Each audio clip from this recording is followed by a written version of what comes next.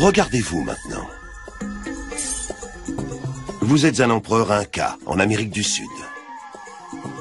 Vous êtes riche, mais ça ne va pas durer. Vous allez devenir pauvre à la vitesse grand V. L'ère du colonialisme a commencé. Les conquistadors ont envahi votre pays.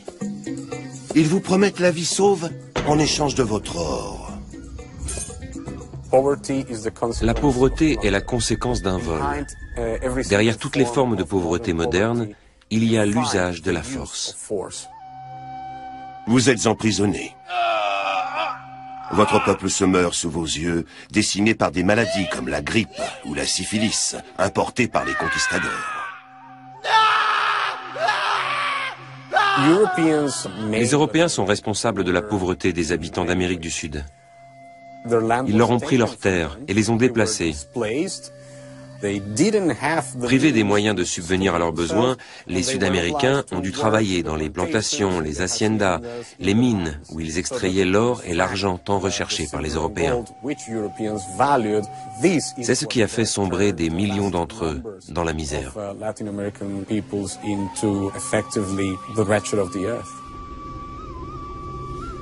Dans votre rêve, l'empereur Inca fait un rêve. Vous survolez la Terre. L'Europe n'est pas encore plus riche que le reste du monde. Vous vous demandez comment les choses ont pu changer à ce point. La réponse est peut-être en Amérique du Sud. Les colons européens sont en train d'y jeter les bases de la pauvreté moderne. Puis vous traversez les nuages en direction de l'Afrique pour voir si le continent noir souffre déjà de la faim. L'Afrique précoloniale avait une économie très prospère. Beaucoup de gens ordinaires participaient à la production économique. En Afrique de l'Est, quand les Portugais sont arrivés à la fin du XVe siècle et au début du XVIe, les sociétés swahili de Mogadiscio à l'île de Kilwa au large du Mozambique étaient à l'apogée de leur puissance commerciale.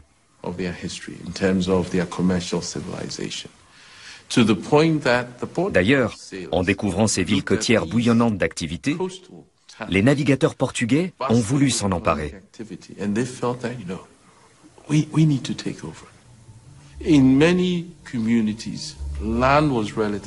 En Afrique centrale, les terres cultivées étaient nombreuses.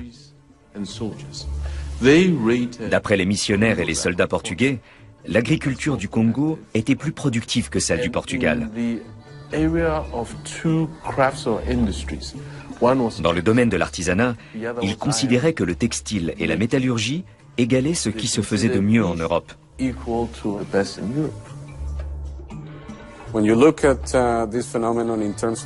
Avant 1492, l'Europe était à la périphérie du système monde.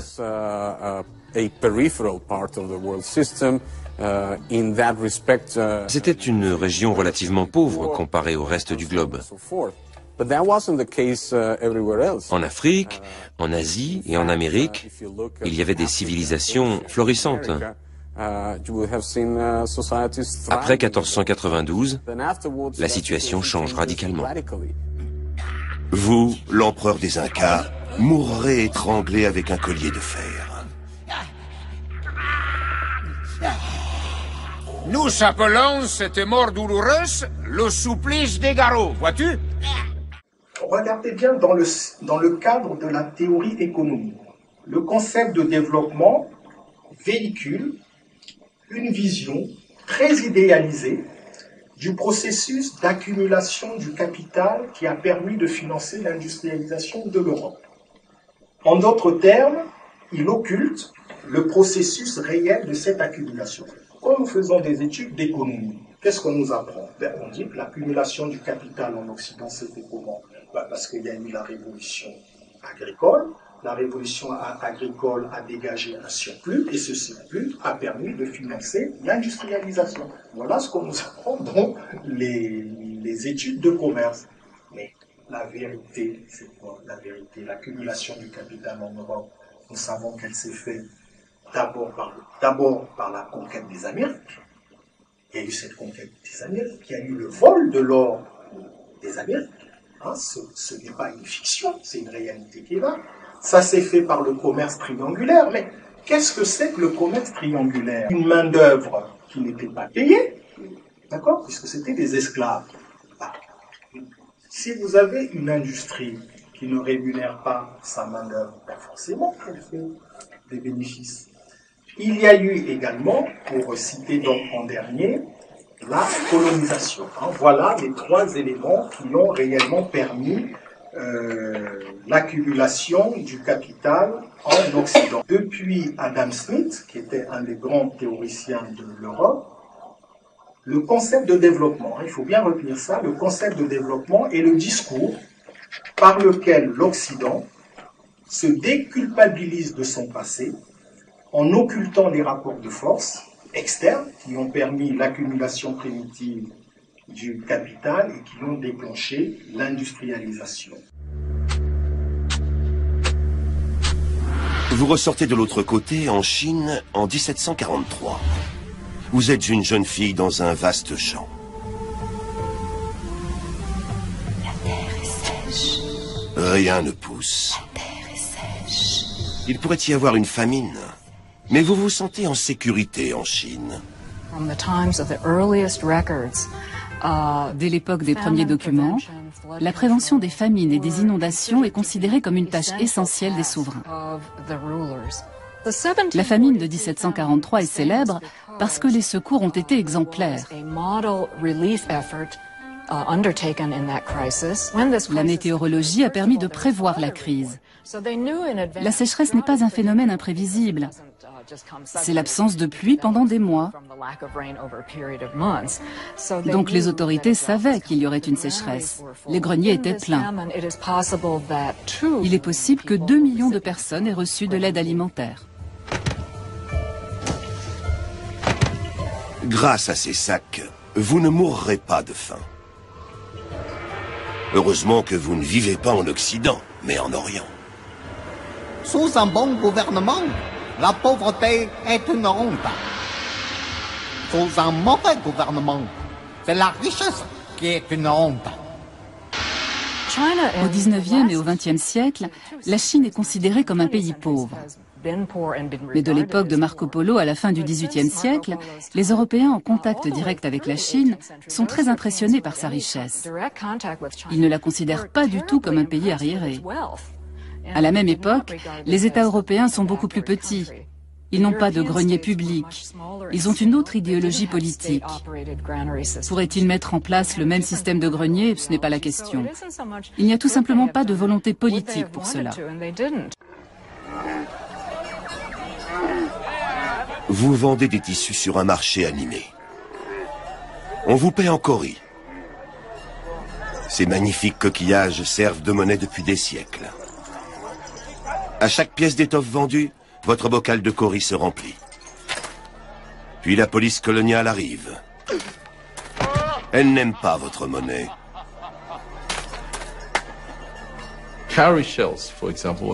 Les coris, par exemple, sont une monnaie locale importante. C'est l'une des monnaies que les gouverneurs coloniaux vont essayer d'interdire, quelle que soit la fortune des gens, même pour les commerçants. Eh bien, du jour au lendemain, ça ne vaut plus rien. Tout le projet impérial européen est de bâtir un système mondial qui, sur le plan économique, crée de la pauvreté. C'est l'origine du concept de tiers-monde. Votre peau a changé de couleur. Vous êtes dans un camp. Il y a un mois, vous étiez un paysan indien affamé. Aujourd'hui, vous êtes un ouvrier indien affamé. En plus, vous souffrez du choléra. C'est une mauvaise nouvelle. Un train circule sur une ligne construite par les Anglais. Un nuage s'en échappe. Un nuage de blé, de la nourriture. Mais soudain, vous comprenez que le train est plein de céréales destinées à l'exportation. La pauvreté est la pire forme de violence. La famine de 1876 dans le sud de l'Inde était due en partie à une mauvaise météo. La récolte avait été maigre. Mais la famine aurait pu être évitée. Simplement, on a continué d'exporter des céréales alors que les gens mouraient de faim. On a expédié vers l'Angleterre d'énormes quantités de nourriture produite sur place, alors qu'elles auraient pu servir à nourrir les 6 à 10 millions de personnes qui n'ont pas survécu à la famine.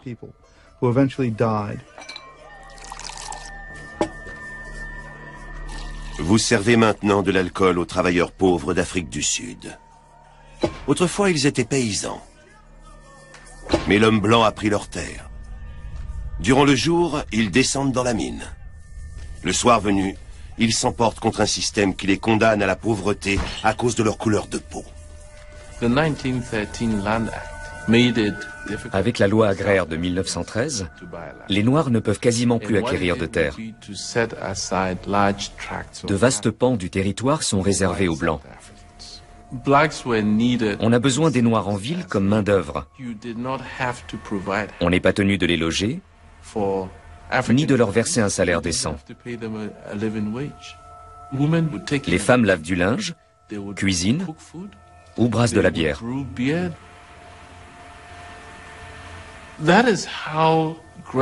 C'est la raison pour laquelle on voit apparaître progressivement des bidonvilles à proximité des villes. Regardez dans ce verre rempli de la bière que vous brassez. Vous allez voir les 30 prochaines années de l'humanité. Voici des hordes de chars blindés, des raids aériens, des camps de concentration, puis des images plus réjouissantes. Combattants de l'indépendance, aujourd'hui victorieux. Les peuples noirs sont en liesse. De nouveaux drapeaux flottent. Après la création de l'ONU, il y a une flambée de nationalisme en Afrique et en Asie.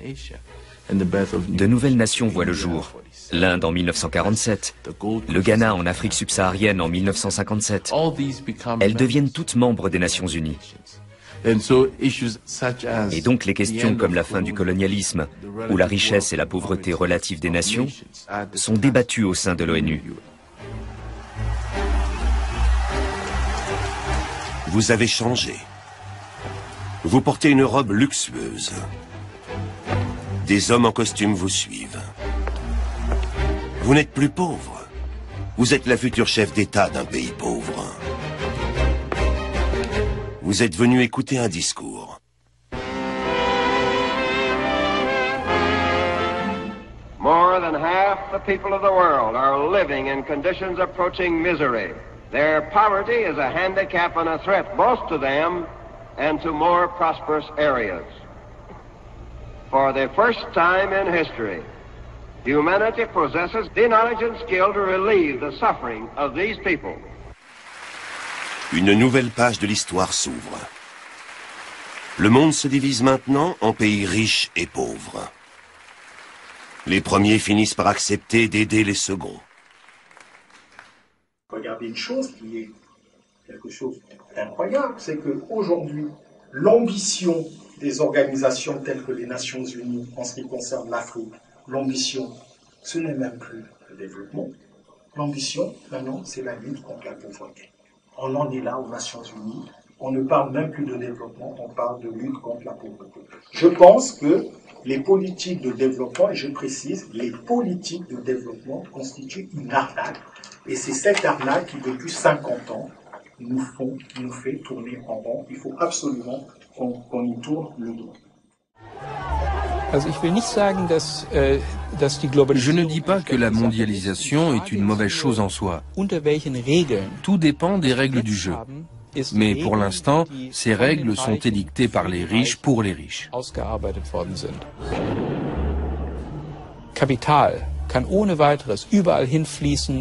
Le capital peut circuler partout librement, sans contrainte, et s'investir où il veut. Mais pas la main-d'œuvre. Un Indien pauvre qui a appris la coiffure et veut exercer son métier en Allemagne ou en Amérique ne pourra pas entrer dans ces pays. Vous voilà devant une ambassade. Vous faites la queue durant des heures. Vous demandez un visa. Vous devez remplir des pages et des pages de formulaires.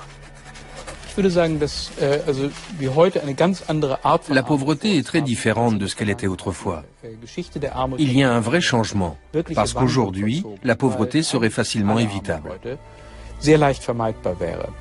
La moitié la plus pauvre de l'humanité gagne moins de 3% du PIB mondial. Il ne serait pas bien difficile de réorganiser le monde pour qu'ils aient 5% du PIB mondial, par exemple. Leur sort en serait déjà grandement amélioré. Cela permettrait d'éliminer la pauvreté absolue. Vous donnez le formulaire à un homme qui le déchire sous vos yeux. Vous voilà sur un vaste océan, à bord d'une frêle embarcation. Vous fuyez votre pays pauvre pour un pays riche. Mais dans l'eau, vous apercevez des billets de banque. Ils quittent votre pays en direction des pays riches. Les flux de capitaux en provenance des pays pauvres sont estimés à environ 1000 milliards de dollars américains. C'est 8 à 10 fois le montant de l'aide internationale injectée dans ces pays. Une réforme de ce système serait beaucoup plus efficace pour réduire la pauvreté que toute l'aide au développement. L'ordre du monde se négocie à Washington, à Genève ou dans d'autres capitales. Il faut le réformer. Mais les principaux intéressés n'ont pas accès à ces lieux de pouvoir et à ces leviers. La théorie du ruissellement économique prétend que la croissance économique suffit seule à enrichir tout le monde. Selon l'adage, la marée montante remet tous les bateaux à flot. Mais c'est faux. Les politiques de développement, donc, au départ, sont conçues comme étant des politiques industrielles de rattrapage historique. Alors, on peut se demander pourquoi l'industrie a été retenue comme activité vectrice du développement. Pourquoi pas l'agriculture? Pourquoi l'industrie? Alors, si l'industrie a été retenue comme activité vectrice du développement, c'est parce qu'à l'époque, elle est considérée par les économistes comme le secteur où se produit le plus d'innovation technologique, comme étant le secteur où les gains de productivité sont les plus élevés. Par conséquent, on a considéré que l'industrie était le secteur le plus apte à entraîner un effet d'entraînement. Entraînement, par conséquent, un effet de rattrapage. Si on veut que les pays du tiers-monde rattrapent l'Occident, ben c'est par la voie de l'industrie. Bref, on prête à l'industrie la capacité de produire ce que les économistes appellent un effet trickle-down, c'est-à-dire un effet de diffusion du progrès dans l'ensemble du tissu social par ruissellement. Voilà, ça c'est vraiment l'idée qui est à la base de ça. Alors, quelle est la première stratégie d'industrialisation qui a été expérimentée? Le gouvernement des États-Unis a proposé une première stratégie d'industrialisation qui était formée sur le modèle suivant. L'industrialisation devait se faire par la promotion des exportations primaires, c'est-à-dire culture d'exportation et activités d'extraction minière dans le cadre d'une économie ouverte aux capitaux extérieurs et la coopération scientifique et stratégique. Voilà quelle a été la stratégie d'industrialisation recommandée pour les pays du tiers-monde. Il va de soi qu'en Afrique, c'est cette stratégie que nous avons mis en place. Bon. Mais vous devinez bien que cette stratégie est une arnaque. C'est une véritable arnaque. On vous dit que pour vous industrialiser, vous devez exporter, mais exporter quoi? Exporter les matières qui permettent l'industrialisation. Comment voulez-vous vous industrialiser si vous exportez les matières qui permettent l'industrialisation? Alors, vous les exportez, et puis, vous rachetez, vous allez acheter les produits que nous allons industriellement fabriquer à partir de ce dont vous nous avez exporté. Voilà pourquoi cette stratégie d'industrialisation par la promotion des exportations primaires a été une véritable arnaque. Et je crois qu'il ne faut pas avoir peur du mot, il faut le dire. Alors, très vite, vous avez des États qui vont prendre conscience de ça et qui vont essayer de corriger cela. Hein, parce que, effectivement, très vite, vous avez pas mal d'États qui vont prendre conscience que c'est une arnaque.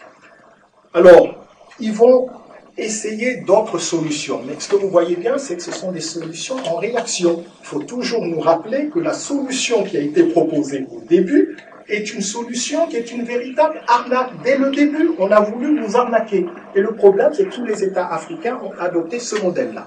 Bon, en réaction contre ce modèle, d'autres États, que ce soit en Afrique, très peu d'États, par exemple la Tanzanie, ou ailleurs dans le monde, en Amérique latine ou en Asie, ils ont adopté une autre stratégie. Alors, les stratégies qui ont été définies en réaction contre ce modèle, ça a été une stratégie de substitution des importations. C'est-à-dire que la substitution des importations consistait finalement, au lieu d'acheter à l'Occident les produits qu'ils fabriquaient à partir de nos matières premières, ça consistait à fabriquer nous-mêmes ces matières premières.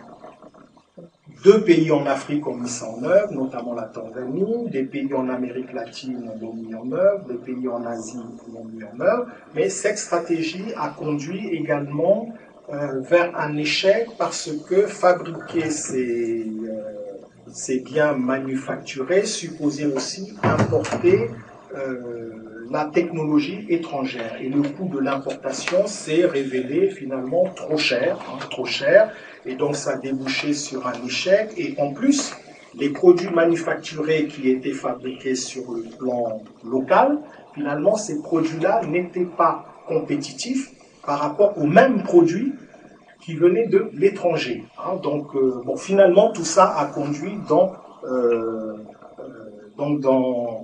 une impasse. Vous avez les pays asiatiques qui ont... alors, vous avez l'Algérie qui a essayé un autre modèle de développement qui est le modèle des industries industrialisantes. Bon, je ne peux pas m'attarder trop dessus parce qu'on rentre dans des débats trop techniques, mais là aussi, ce modèle des industries industrialisantes a conduit à un échec parce que là aussi, il y a une dépendance par rapport à la technologie étrangère. Ben, vous connaissez tous l'Algérie d'aujourd'hui, vous voyez bien, ça n'a pas produit les effets escomptés. Donc la question n'est pas la pauvreté. La question c'est la paupérisation, et le pillage et l'humiliation. Vous mettre dans la tête que vous êtes pauvre. Parce que ces richesses, les modalités de mise en œuvre de ces richesses font que vous dépendez de leurs capitaux et de leur technologie. Donc cette dépendance financière, monétaire, technologique ne vous permet pas de mettre en valeur vos propres ressources. Et parce que vous êtes entré dans un modèle économique qui fonctionne avec ces ressources naturelles-là. Donc, le problème n'est pas la pauvreté, c'est un faux débat.